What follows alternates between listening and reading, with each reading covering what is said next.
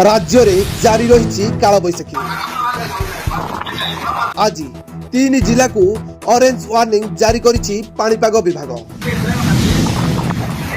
Orange warning थिबा जिलार किछि स्थान रे कुआपथर माड़ होई पारे। 50 रु 60 किमी बेगरे पवन मध्य बही पारे। सेहीपरि 13 जिला को येलो वार्निंग जारी करिछि पाणीपाग विभाग।